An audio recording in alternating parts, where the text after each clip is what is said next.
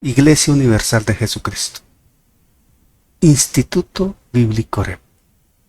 En cumplimiento y desarrollando la misión de Dios, en el nombre de Jesucristo, te invitamos a dejar obrar al Espíritu Santo en el precioso terreno de tu corazón mediante la siguiente enseñanza para alabanza y gloria de su nombre. Amén. Amén. Bueno, en el nombre de Jesús, damos la bienvenida a esta enseñanza de Hebreos. Y siguiendo con este derrotero que nos ha manifestado el Señor en su voluntad perfecta, una instrucción que Dios nos ha dado de seguir estudiando Hebreos bajo tema general, superando lo mejor.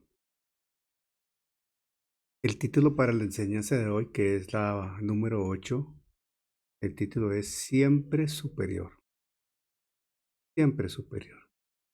Y es una tónica que vamos a estar viendo en hebreo de manera permanente. La superioridad de Jesús, la superioridad de Jesucristo.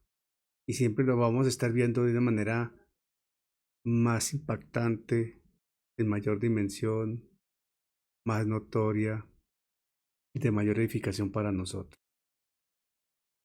Ahora, recordemos cómo en el capítulo 1, el autor de Hebreos referencia bastante a los ángeles y habla de la superioridad de Jesús sobre los ángeles. De hecho, el capítulo 1 termina allí en el verso 14, capítulo 1, termina diciendo, bajo una pregunta, el autor, ¿no son todos espíritus ministradores enviados para servicio a favor de los que serán herederos de la salvación? O sea, al servicio nuestro, hablando de los ángeles.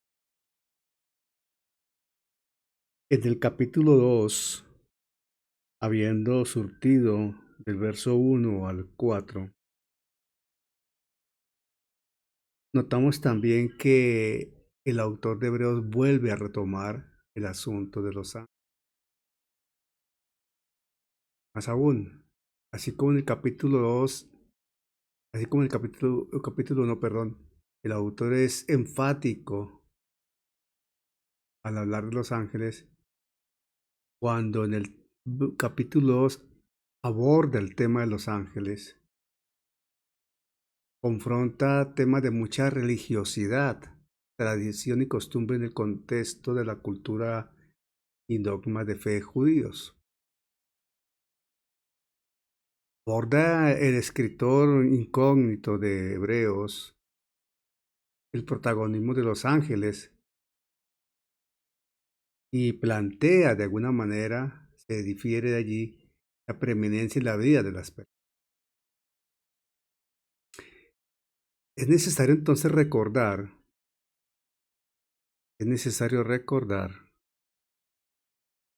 la importancia de los ángeles en la vida de los hebreos en tiempos de Jesucristo. Era muy significativa realmente.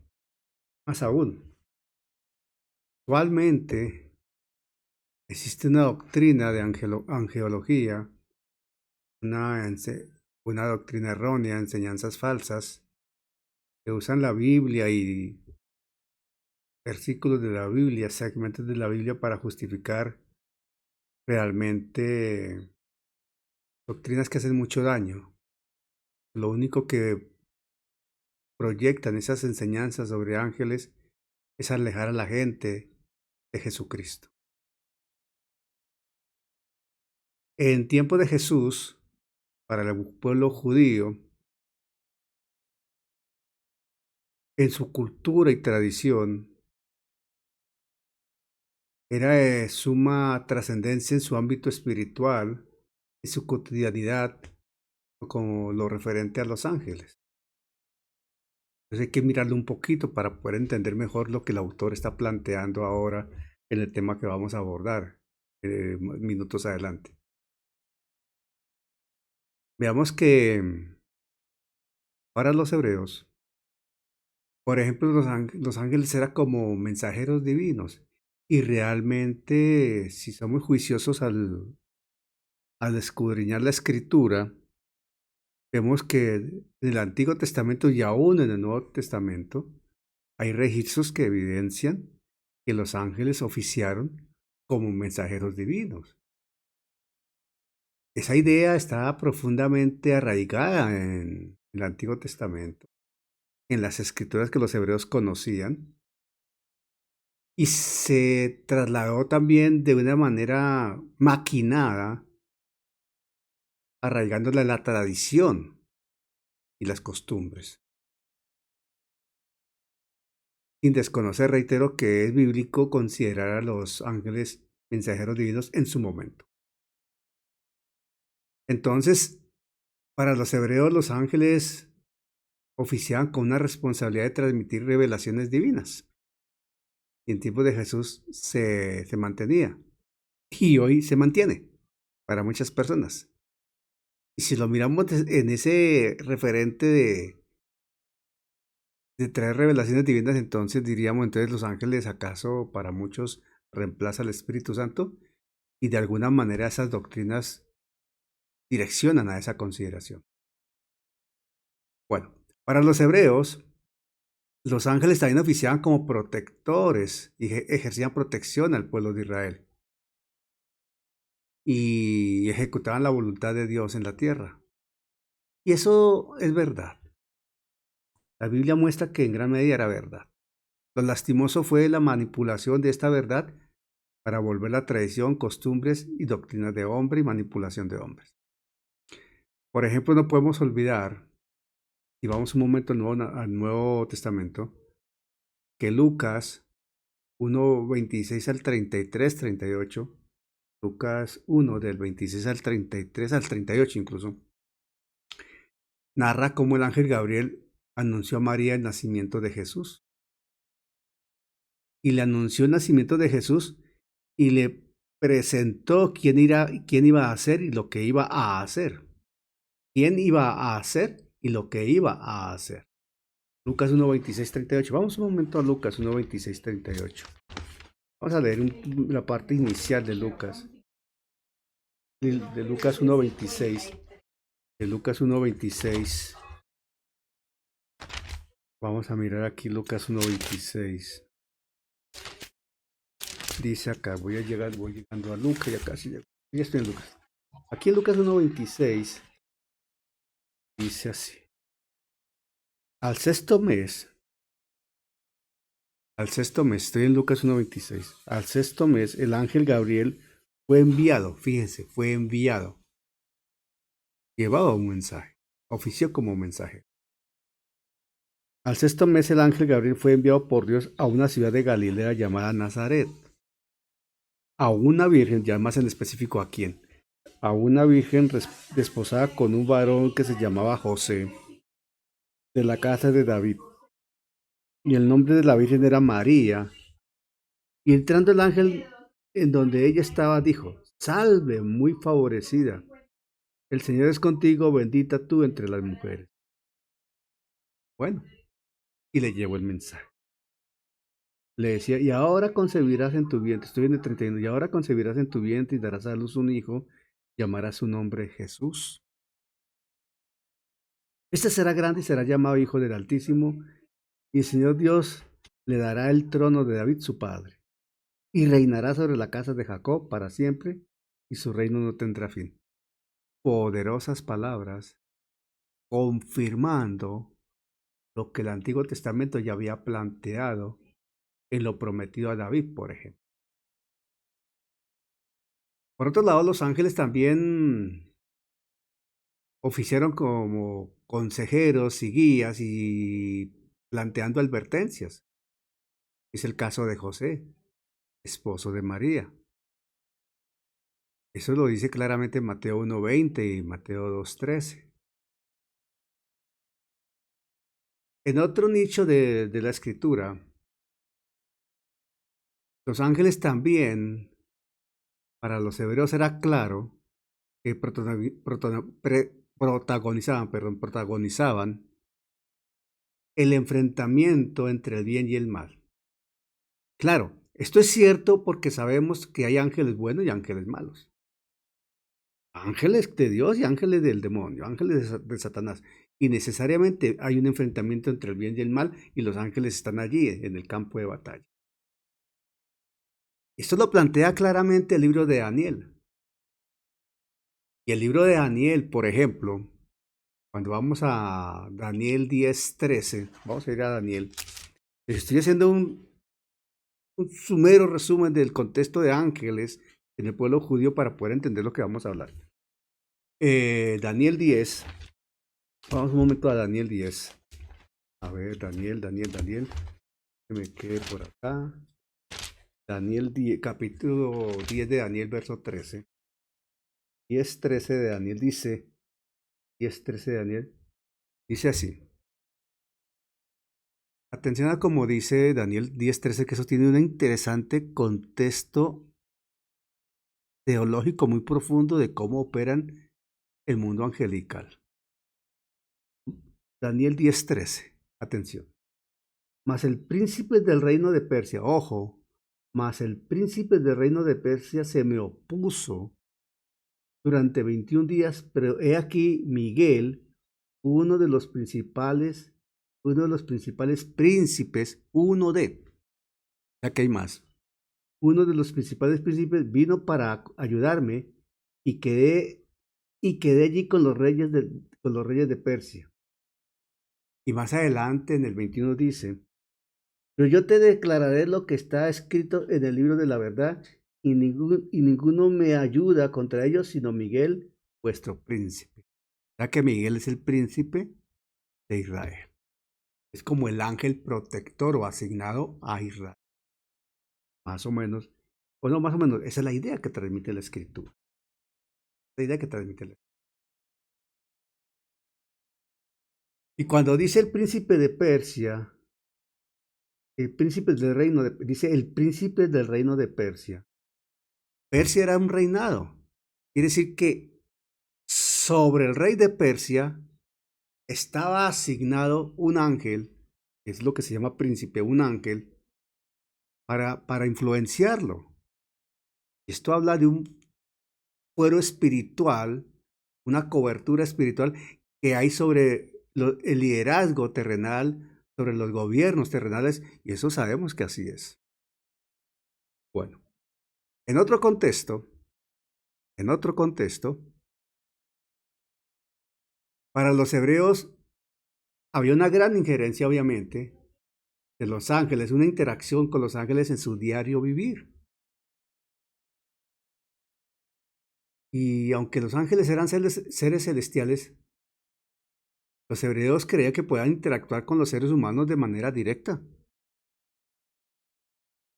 En aquellos tiempos de Jesús, para ellos los ángeles expresaban el cuidado de Dios, el cuidado permanente de Dios. Más aún, se asumía que cada persona tenía un ángel que le cuidaba. Lo que se ha interpretado equivocadamente como el ángel de la guarda. Y fundamentalmente los que interpretan esto así se basan en Mateo 18:10. Vamos un momento a Mateo 18:10. Mateo 18:10. Y dirá, pero el pastor, ¿por qué que va a hablar de hebreos y está hablando de ángeles? Hermano, ya vamos para allá, vamos a entender por qué. 18:10 de Mateo dice, mira que no menospreciéis a uno de estos pequeños, porque os digo que sus ángeles en los cielos van siempre, sus ángeles en los cielos ven siempre el rostro de mi Padre que está en los cielos. Pero la gente dice, sus ángeles, ¿sí se dan cuenta que es que cada pequeño tiene un ángel en los cielos que lo cuida? De ahí se desprende ese concepto del ángel de la guarda, como anecdótico.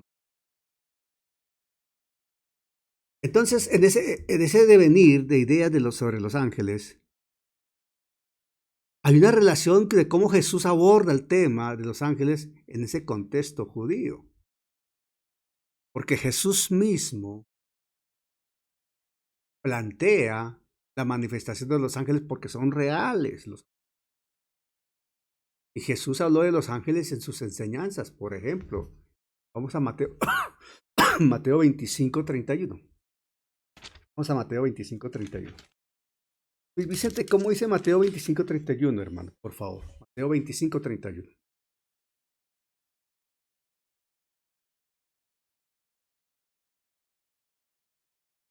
¿Me escuchó, Ya hermano? lo estoy buscando, hermano, ya lo estoy buscando. Perfecto, perfecto. Gracias, hermano.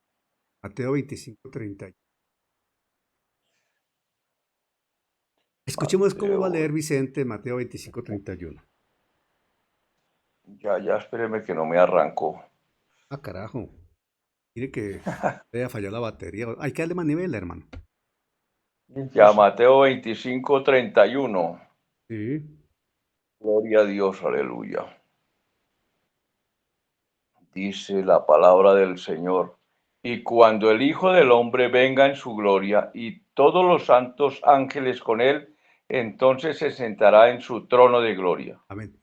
Dice cómo Jesús le da una relevancia a los ángeles. Todos sus ángeles con él. Y por ejemplo, ahí atrásito en el 13:41 vuelve a tocar el tema del Señor. Enseñanzas. El 13:41. Vuelve a seguir el 13:41, hermano, por favor.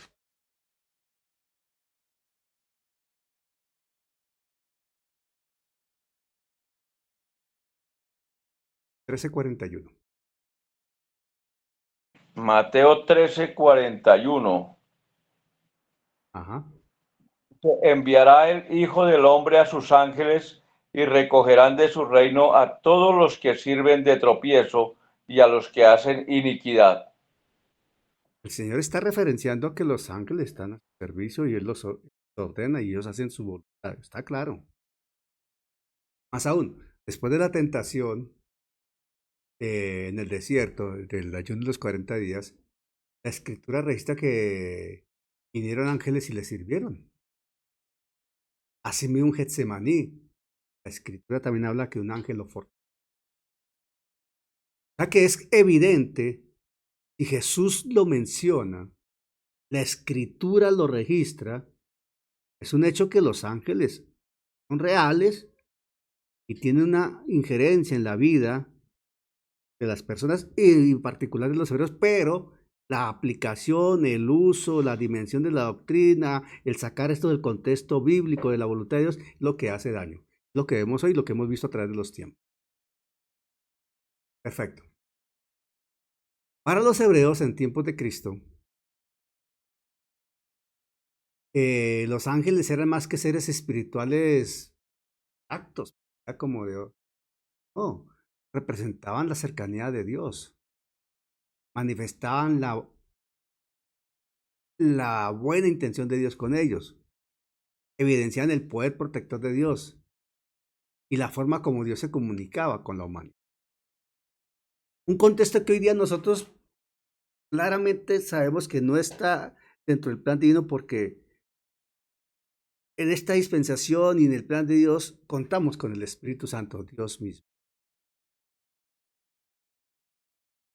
También hay que entender lo que implicaba en la época de Jesús para el pueblo hebreo esa doctrina de ángeles, esa costumbre, tradición, religiosidad, ese ambiente espiritual con los ángeles, si consideramos el dominio romano y el anhelo de una manifestación mesiánica. Entonces para ellos un ángel era una voz de esperanza y una expectativa de que el Mesías se manifestaría. Había una esperanza cuando se hablaba de un ángel. Ok. Con todo lo dicho, que ante ese impacto, injerencia, reitero la expresión, en la cultura, la vivencia, la espiritualidad, la religiosidad, en la relación con Dios, en la aplicación de la ley, la palabra de Dios, con todo lo que representaban los ángeles en el pueblo hebreo. Entonces, tratemos de entender un poco mejor, de dimensionar el impacto para el pueblo a través de la enseñanza del autor de Hebreos, cuando expresa que Jesucristo es superior a los ángeles. Cuando con claridad en la enseñanza dices Jesucristo es superior a los ángeles. con todo lo que ustedes conocen, con todo lo que ustedes saben, con todo lo que ustedes han vivido, no necesitan de ángeles, ahora está Cristo. Él es el Mesías, Hijo de Dios, y es superior totalmente a los ángeles.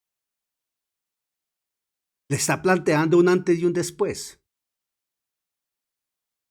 Eso impactó bastante.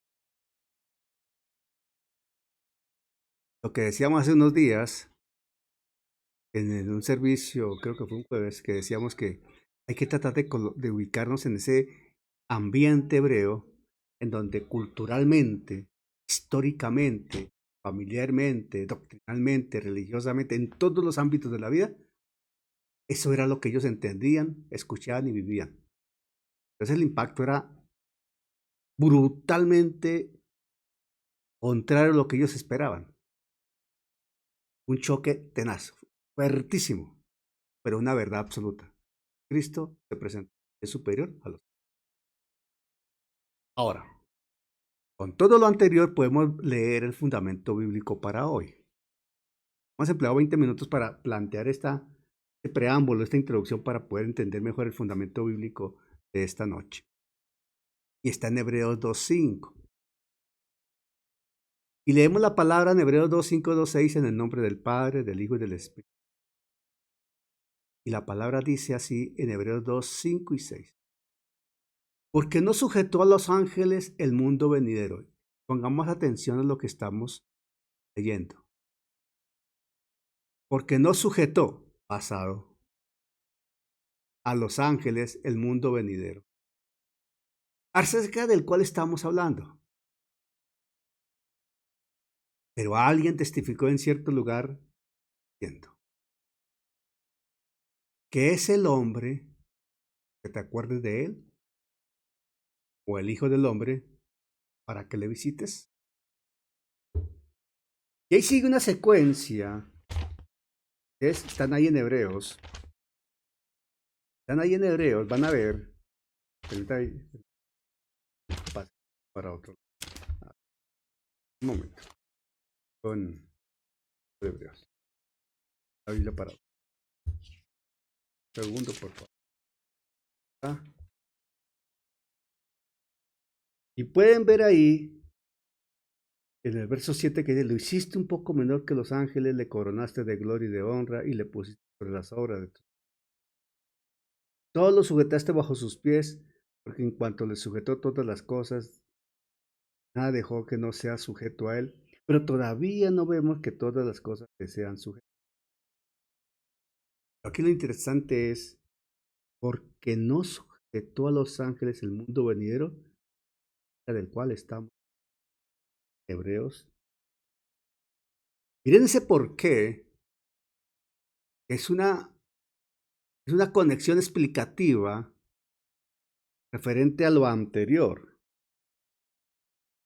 Todo esto hay que llevarlo como un hilo conductor desde Hebreos capítulo 1. Recordemos que el capítulo 2 de Hebreos 2.1 dice, por tanto, una consecuencia de todo lo que se habló en el capítulo 1. Por tanto, es necesario que con más diligencia atendamos a las cosas que hemos oído, o sea que nos deslicemos. 2.1. Ahora, a la altura del 2.5 dice, porque no sujetó, mira la explicación que da a lo que plantea en el 2.1 al 4.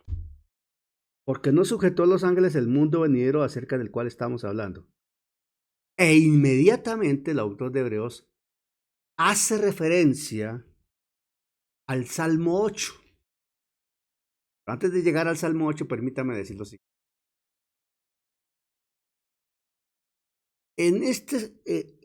A esta altura de Hebreos 2.5 y lo sucesivo,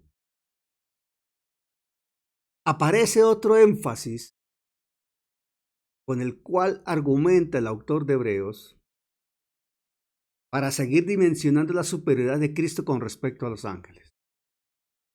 Más argumento aún. Como si no fuera poco lo que hemos visto en el capítulo 1, ahora viene otro, que confiere un contexto escatológico, que contiene una vivencia actual bajo la gracia, pero proyecta un contexto escatológico. porque no sujetó a los ángeles el mundo venidero, acerca del cual estamos hablando. Mundo venidero. Ok. Entendamos esto. Al mundo angelical se le ha conferido, se le ha permitido, el Señor le ha permitido en el plan divino el mundo actual, con un dominio y un manejo. Una administración, digámoslo. Pero no está dado para los ángeles lo que viene. Me explico. La evidencia bíblica, para entender este 2.5 de Hebreos, hay que ir a la evidencia bíblica en cuanto al gobierno humano con presencia clara de injerencia y de manejo por cuenta de ángeles. Es absolutamente clarísimo.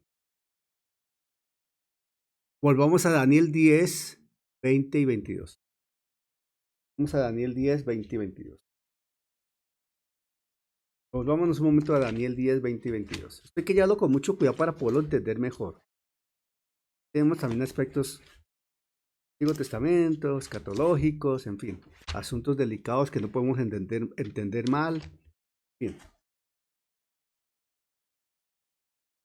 Daniel 10, 20 y 20 al 22. Leemos así. Daniel 10. El 10 de 20 al 21. Le está hablando el ángel a Daniel. Y le dice. Él me dijo, ¿sabes por qué he venido a ti? Pues ahora tengo que volver para pelear contra el príncipe de Persia. Príncipe de Persia. Y Persia era un rey. Una región. Un gobierno. Príncipe de Persia. Lo que hoy día se conoce como Irán. Es la región del lo que hoy es Irán. Y al terminar con él, el príncipe de Grecia vendrá. El ángel sabía que iba a tener conflicto también con el príncipe de Grecia. Otra región, otro gobierno, otro rey. Pero mira aquí dice, pero yo te declararé, le dice el ángel, pero yo te declararé lo que está escrito en el libro de la verdad. Ojo, lo que está escrito en el libro de la verdad. Y ninguno me ayuda contra ellos, sino Miguel, vuestro príncipe. Miguel, vuestro príncipe. Miguel, vuestro príncipe, está hablando del príncipe de Israel. Le está hablando a Daniel. Cuando dice Miguel, vuestro príncipe, él se está refiriendo a la nación de Daniel, o sea, Israel.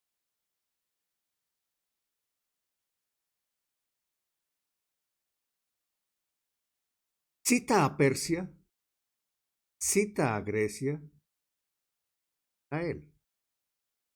Y sobre esos gobiernos hay un príncipe asignado.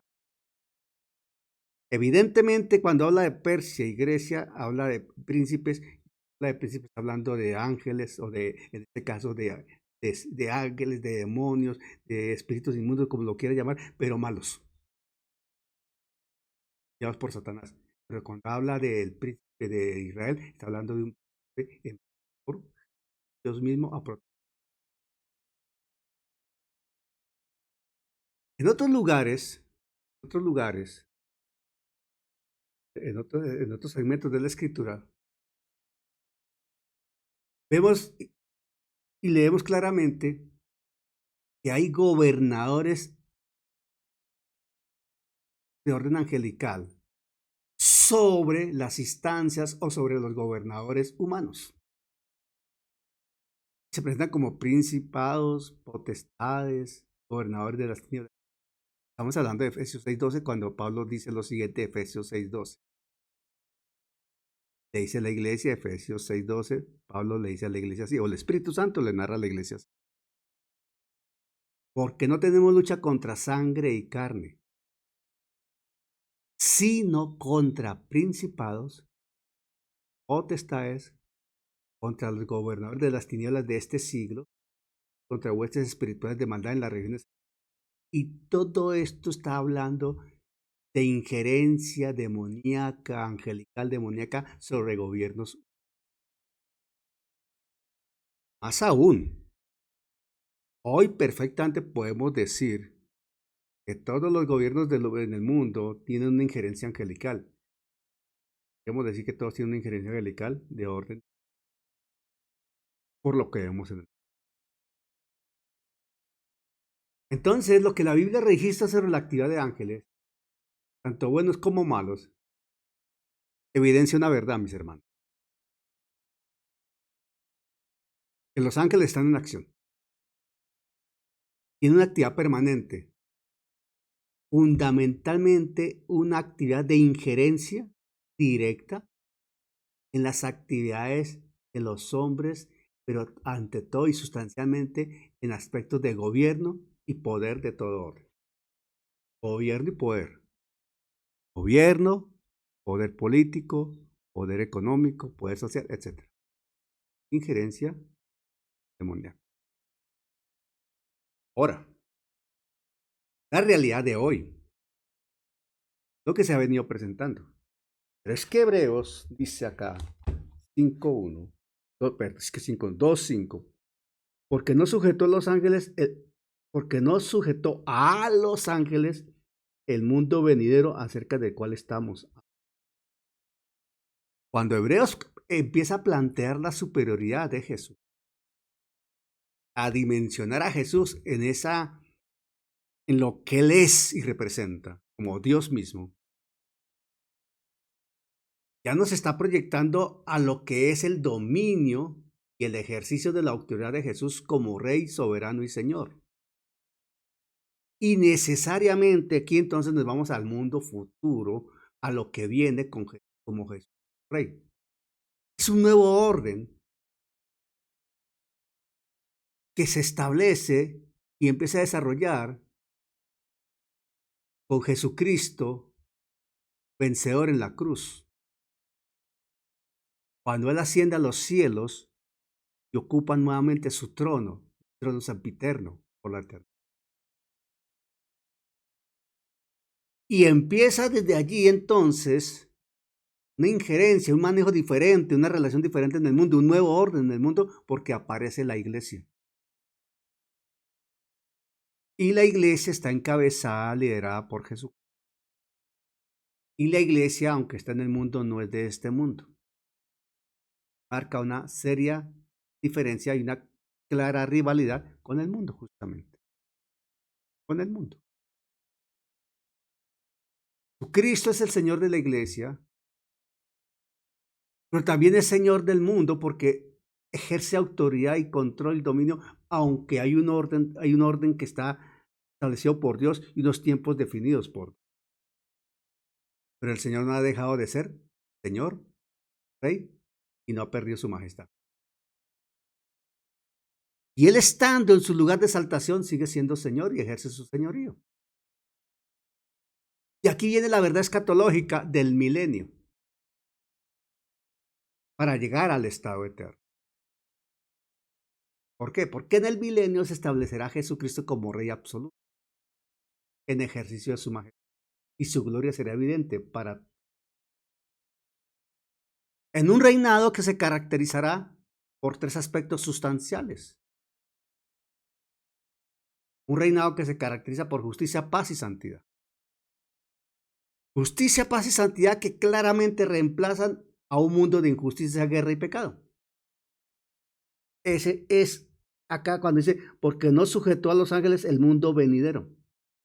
Claramente está diciendo el autor de Hebreos, el mundo actual tiene una injerencia de autoridad y dominio, cuenta del mundo angelical, proveniente, gobernado por las tinieblas, pero el mundo venidero será gobernado por Jesucristo y los ángeles no tendrán allí autoridad. Solo Jesús. Todo esto en virtud de la obra de la cruz, la victoria sobre las huestes de maldad, y de ahí la magnificencia, la forma apologética como el autor de Hebreos dimensiona a Jesucristo y lo plantea para decir es superior a todos, y ahí están los ángeles también incluidos, superior a los ángeles. Entonces volvamos a entender, tratemos de entender, perdón, el impacto sobre los hebreos de aquel entonces. Lo que implicaba para ellos que le dijeran, no, los ángeles, sí, Dios los envía y han hecho esto, han hecho aquello, pero Cristo es Dios y Jesucristo es el que manda sobre ellos. Jesucristo es Señor aún de esos ángeles. Fuerte, lo que está diciendo aquí. Entonces, lo que está diciendo el autor de Hebreos es, mire, los ángeles llegan hasta acá. Ya han hecho lo que han tenido que hacer porque Dios les ordenó y Dios les permitió, pero ahora es Jesucristo quien manda y ordena y ejecuta. Y está la iglesia también ahí con Jesucristo. Lo que está diciendo el autor. Lo que está dimensionando el autor de Hebreos. La consumación de este nuevo orden se proyecta en el tiempo y estamos próximos a que esto se concrete, porque tan pronto la iglesia sea separada del mundo, van a haber una serie de cosas, pero pasarán solo 7 años para que Cristo venga a empezar su reino milenial, con la iglesia con él. Miren lo que dice Juan 14, 1 al 4. Dice Juan 14, 1 al 4. Dicho por Jesús. Juan 14, 1 al 4. Dice Jesús. No se turbe vuestro corazón. ¿Creéis en Dios? Creed también. Está hablando a sus discípulos. Está hablando a nosotros. Te habla a ti. No se turbe vuestro corazón. ¿Creéis en Dios? Creed también en Dios. La casa de mi padre muchas moradas hay. Si así no fuera, yo os lo hubiera dicho. Hoy pues a preparar lugar para vosotros. Si me fuere y os preparara el lugar, vendré otra vez y os tomaré a mí mismo. Hoy vosotros también estáis. Y sabéis a dónde voy. Sabéis el camino. Mire cómo Jesús le plantea a los suyos un nuevo contexto de la realidad en la relación con Dios. Ahí no están los ángeles presentes para nada. Ya Dios no envía ángeles a traer revelación. Ya Dios no envía ángeles a traer mensajes. Ya Dios ha actuado y Jesucristo es el camino. Y además para la iglesia hace presencia a Dios directamente con su Santo Espíritu. Por eso tengamos cuidado con aquellos cuentos de los ángeles, los sueños y toda esa cantidad de cosas, porque para eso contamos con él. Es una nueva era, una nueva dimensión a partir de la victoria de la cruz. Entonces, en virtud de lo que dice Hebreos 2:5, si este mundo venidero, el mundo venidero, no ha sido confiado a los ángeles para su administración, ¿a quién ha sido sujetado o a quién ha sido confiado? La respuesta es al Hijo de Dios. Cuando la palabra dice confiado, habla es a quién se le sujeta. ¿Quién? Si no son los ángeles, entonces ¿a quién? El mundo venidero, ¿a quién se le sujeta? ¿A quién se le confía?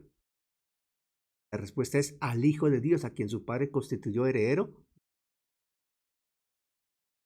al Rey de Reyes y Señor. Lo que está diciendo Hebreos. Por eso sigue en el verso 6, pero alguien testificó en cierto lugar diciendo, ¿qué es el hombre para que te acuerdes de él o el hijo del hombre para que le visites? Lo hiciste un poco menor que los ángeles. Un poco menor que los ángeles. Le coronaste de gloria y de honra y le pusiste sobre las obras de sus manos. Aparentemente, atención a lo que voy a decir, que aquí es ese contexto cuando habla, lo hiciste un poco menor que los ángeles, le coronaste de gloria y de honra, le pusiste sobre las obras de tus manos. Nosotros no podemos desconocer el poder de un ángel. Un ángel es poderoso, mucho más que un hombre, obvio que sí. Pero, siendo el ángel creado por Dios, siendo el hombre creado por Dios, hay una notoria y particular diferencia. Jesús no vino a morir por un ángel. Jesús no vino a rescatar a los ángeles perdidos. Jesús vino a rescatar al hombre perdido y vino a morir por el hombre perdido. El hombre muerto en delitos. Ahí una absoluta, contundente y total diferencia.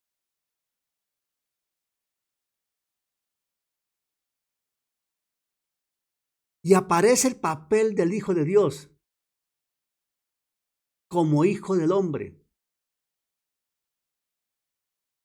Y vamos al Salmo 8, porque del Salmo 8 tomó el autor de Hebreos esta referencia, exaltando la gloria de Dios para poder dimensionar la honra que Dios le dio al hombre. Repito, exaltando la gloria de Dios y así poder dimensionar la honra que Dios le dio al hombre. Yubicet, por favor, ubiquemos en una lectura alterna Salmo 8 del 1 al 9. Salmo 8 del 1 al 9. ¿Cómo dice? Salmo 8 Amén, del mi 1 al 9. pastor. Sí, señor, la tengo en TLA, Sí. traducción lenguaje actual. Perdón, vamos todos un momento a nuestra Reina Valera. Seguramente todos estamos con la Reina Valera al frente. Puede ser en nuestro computador, celular o en físico. Entonces les sugiero que vayan un momentico a Salmos 8. Y mientras ustedes observan en Reina Valera el Salmo 8, escuchemos lo que Yubicet nos va a leer del Salmo 8 en nueva traducción, el lenguaje actual o traducción viviente. ¿Cuál es? Sí, traducción lenguaje actual. Perfecto, Yubicet, adelante. ¿Del 1 al qué, mi pastor? Del 1 al 9. Ok. Dice la palabra de Dios. Salmo 8 del 1 al 9, traducción lenguaje actual. Amén. Nuestro Dios y nuestro Rey, qué grande eres en toda la tierra, tu grandeza está por encima de los cielos más altos. Con las primeras palabras de los niños más pequeños y con los cantos de los niños mayores, has construido una fortaleza por causa de tus enemigos. Así has hecho callar a tus enemigos que buscan venganza. Cuando contemplo el cielo y la luna y las estrellas que tú mismo hiciste, no puedo menos que pensar, ¿qué somos los mortales para que pienses en nosotros y nos tomes en cuenta? Nos creaste casi igual a ti, nos trataste como a reyes, nos diste plena autoridad sobre todo lo que hiciste, nos diste dominio sobre toda tu creación, sobre ovejas y vacas, sobre animales salvajes, sobre aves y peces, sobre todo lo que se mueve en lo profundo del mar. Nuestro Dios y nuestro Rey, qué grande eres en toda la tierra. Amén. Ahora le pido el favor a Vicente que le damos ese mismo Salmo 8 del 1 al 9 en Reina Valera. Dice así la palabra del Señor. Oh Jehová, Señor nuestro, cuán glorioso es tu nombre en toda la tierra. Has puesto tu gloria sobre los cielos. De la boca de los niños y de los que maman fundaste la fortaleza a causa de tus enemigos, para hacer callar al enemigo y al vengativo. Cuando veo tus cielos, obra de tus dedos, la luna y las estrellas que tú formaste, digo, ¿qué es el hombre para que tengas de él memoria, y el Hijo del hombre para que lo visites? Le has hecho poco menor que los ángeles, y lo coronaste de gloria y de honra. Le hiciste señorear sobre las obras de tus manos. Todo lo pusiste debajo de sus pies, ovejas y bueyes, todo ello, y asimismo las bestias del campo, las aves de los cielos y los peces del mar, todo cuanto pasa por los senderos del mar. Oh Jehová, Señor nuestro, cuán grande es tu nombre en toda la tierra. Amén. Grandiosa la manera como el salmista destaca a un Dios maravilloso. Como el salmista reconoce la grandeza de Dios.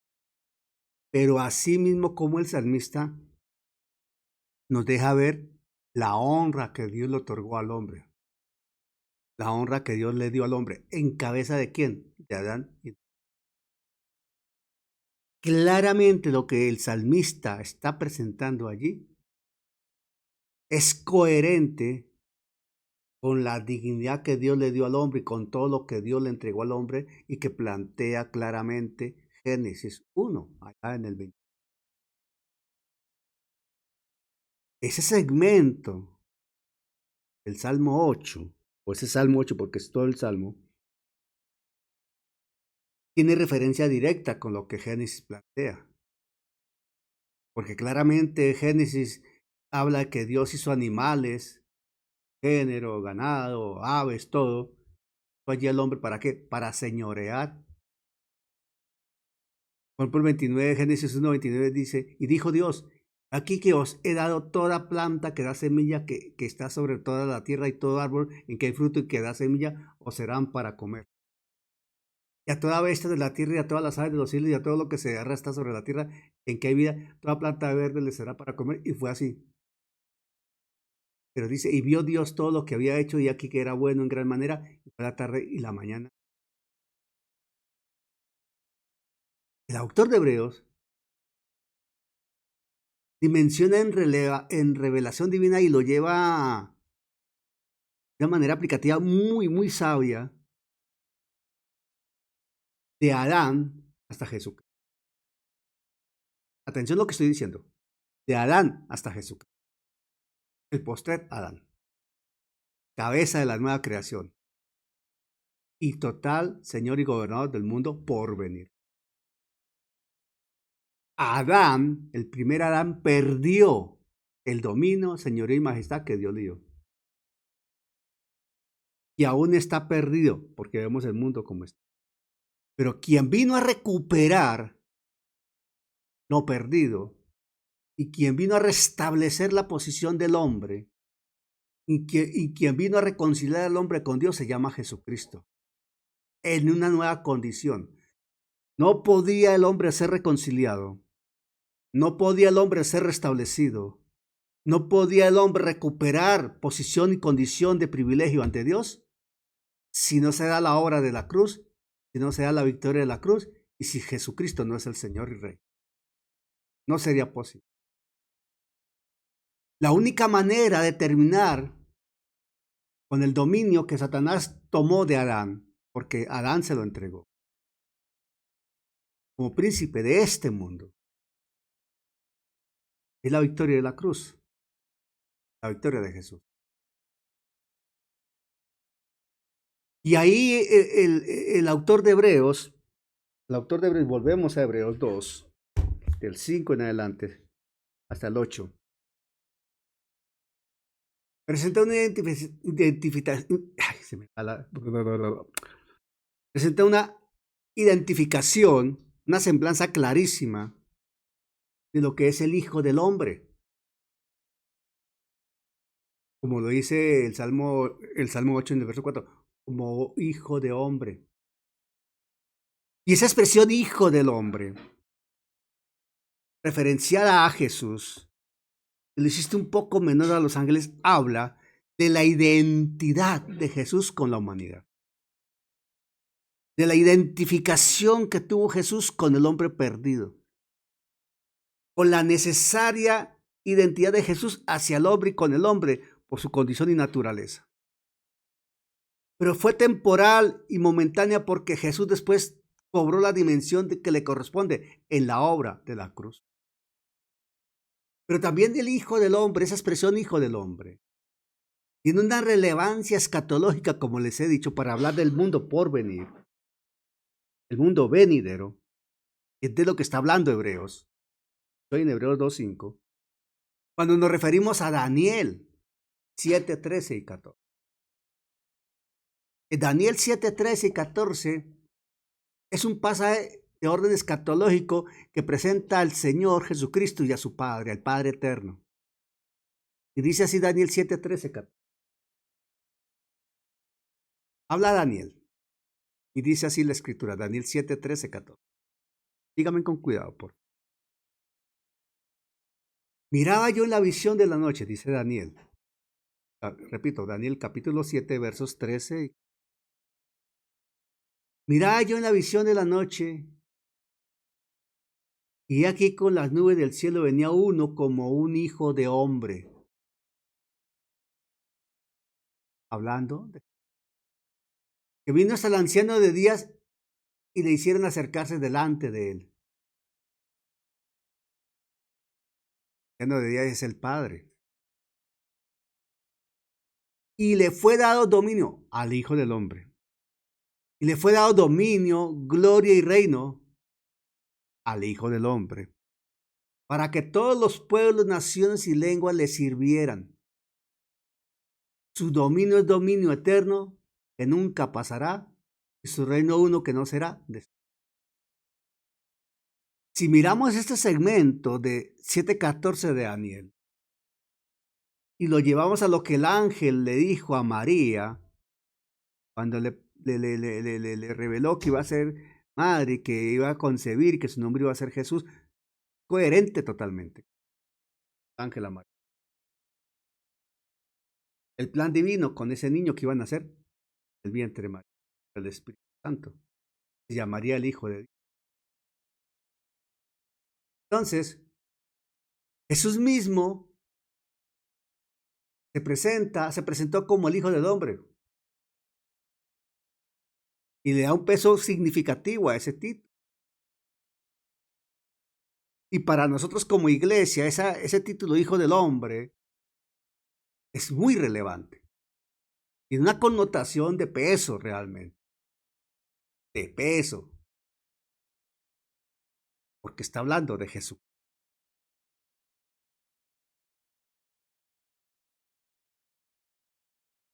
Mire,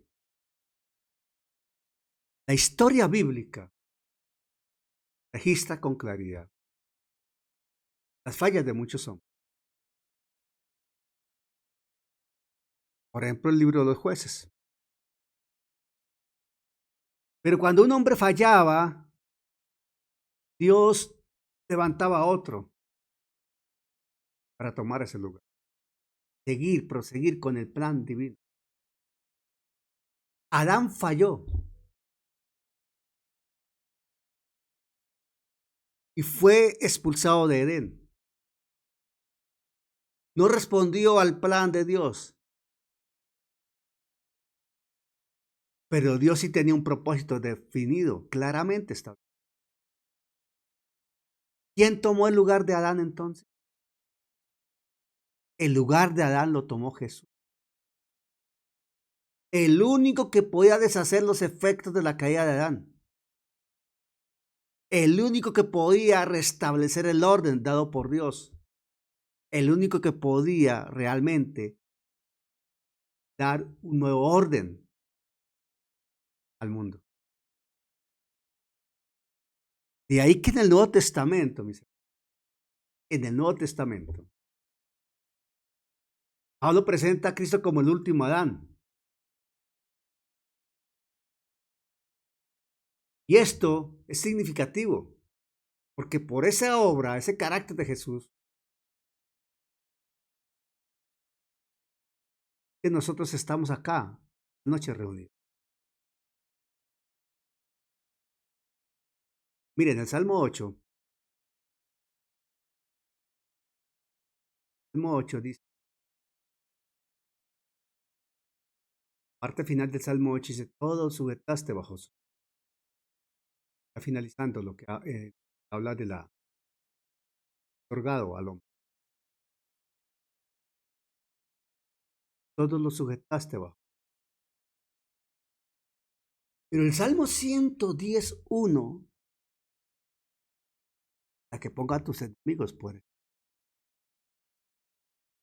absoluta autoridad, pleno dominio, total señoría, plenitud. Toda la creación está sujeta a Jesús. Y estará plenamente sujeta a Jesús. Por eso la Escritura dice que toda lengua confesará y ella se doblará Toda rodilla se doblará y toda lengua confesará a Jesucristo como Señor para la gloria y honra de Dios.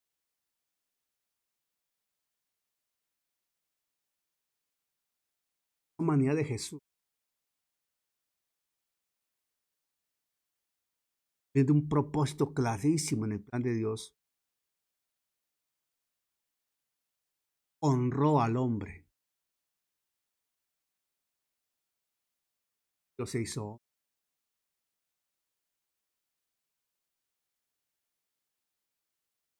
Él no representa y nos representó en aquel momento toda esa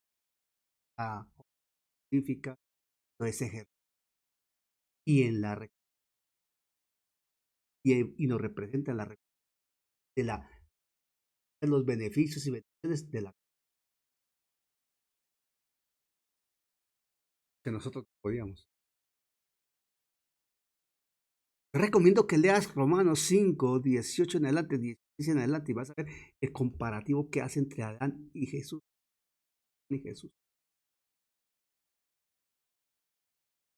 Solo Jesús. Ahora,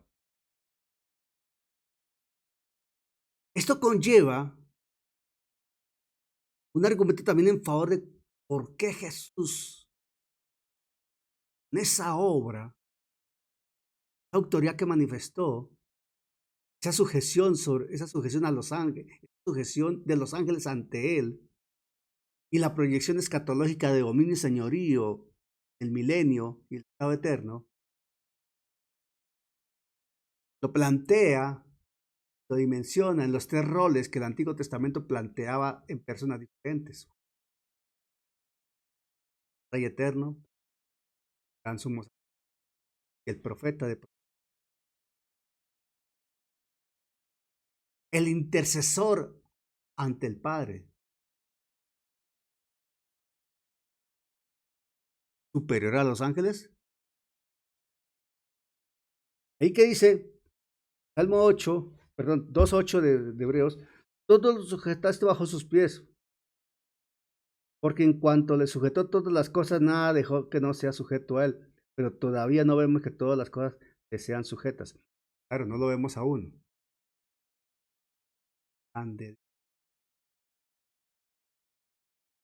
Esa palabra profética desarrollo está en desarrollo. Todo lo que Adán debió dominar, sobre lo cual debía ejercer señorío y que lo perdió y pasó a control y dominio de Satanás, era Jesús.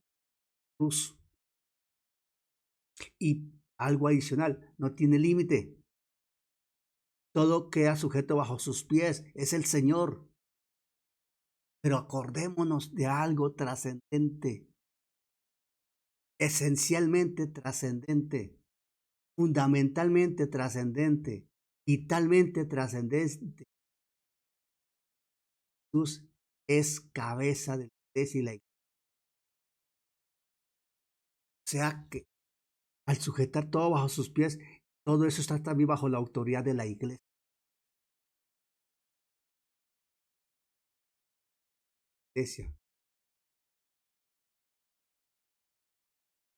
Cosa del arrebato. Dios únicos. ¿Y por qué Hebreos decía? Porque si la palabra dicha por medio de los ángeles fue firme y toda transgresión y desobediencia recibió justa retribución, ¿cómo escaparemos nosotros si descuidamos una salvación tan grande? Hablando de la gente que hace el mensaje, desconoce la dimensión del mensaje que es Jesús mismo, la dimensión. Aparentemente, uno diría, pero los ángeles están ahí, Jesús es superior. Estamos aprendiendo una dimensión mayor de la superioridad de Jesús, sobre argumentos más sólidos. La soberanía que Dios le entregó a Adán, la creación, Fue perdida por la desobediencia, por el pecado. Esa soberanía la recuperó Jesucristo en la cruz del Calvario. Por ti y para ti, por mí y para mí. Hijo del hombre. Ese sufrimiento de Jesús, esa obediencia de Jesús, esa humillación de Jesús, base esencial para el triunfo, y ese triunfo de Jesús constituye la señal de su reino eterno. ¿Quién hemos creído? ¿A quién nos sujetamos? Hebreos 5. Que no sujetó a los ángeles, que no sujetó a los ángeles del mundo venidero, acerca del cual estamos hablando. A Jesús. Él tiene la autoridad y no la ha perdido. Tenemos una autoridad en Jesucristo, no la hemos. No nos convoca, no nos convoca a hacer una reforma seria, pertinente, y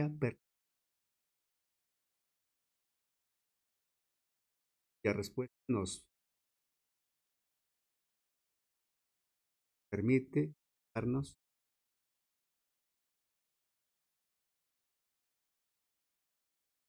desnudo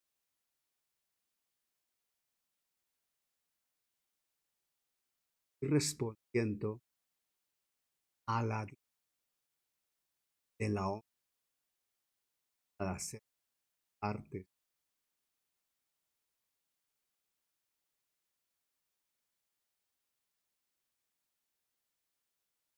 parte de.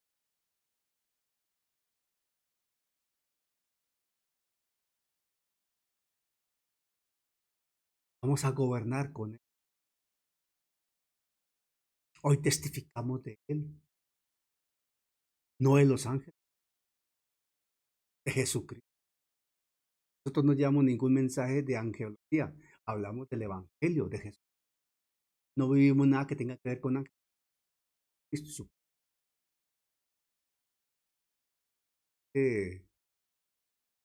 Honrando, necesitamos corregirnos.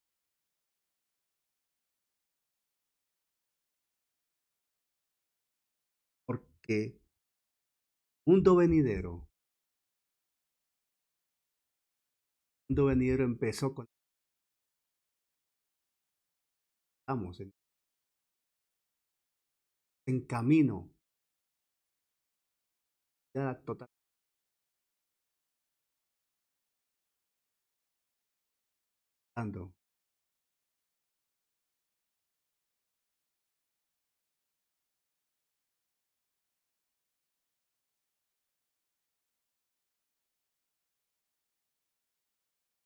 Que nosotros ya. Adán en su momento podría tener la excusa de decir, yo no sabía. Cada uno de nosotros sabemos, la verdad. La Biblia no lo dice. Es mayor responsabilidad ahí en que ya sabemos los hechos, lo que aconteció, las consecuencias y lo que viene. ¿Qué hizo Jesús? Que Dios planeó, los beneficios que recibimos, los privilegios otorgados desde el cielo, la honra que Dios nos dio.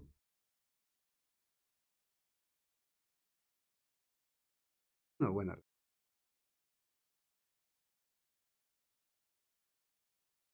Que la gracia acompañe, el poder del cielo nos permite entender el privilegio que tenemos por la honra inmerecida que Dios dio, esa gracia que Dios ha otorgado sobre nosotros al constituir.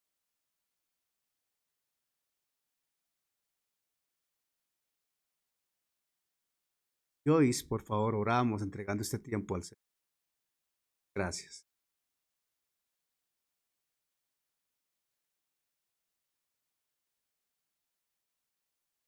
Joyce. Entonces, hermano Henry, por favor, oremos, entregando este tiempo.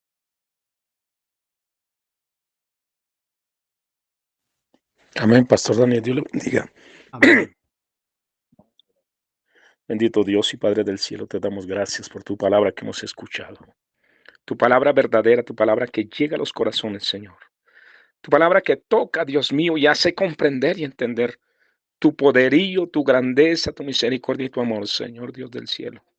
Sea tú hablando, Señor, a través de tu Santo Espíritu. Y abre la mente, Señor Dios mío. Que podamos dimensionar, Dios mío, las maravillas tuyas, Señor, y lo que viene y lo que está sucediendo hoy en día, Dios del cielo. Te damos muchas gracias. Bendice al pastor Daniel, bendice a cada hermano que se conecta, Dios mío, los que no se conectan también, bendíceles, Dios mío, ayúdales en el nombre poderoso de Jesús. Muchas gracias, Señor, por tu palabra, Señor. Amén. Gloria a tu Amén. nombre. Amén. Gracias por dejarte moldear por la preciosa mano del Señor, por la obra del Espíritu Santo. Gracias por recibir la semilla viva en tu corazón. Te esperamos en una próxima ocasión. Que el Señor te bendiga en gran manera.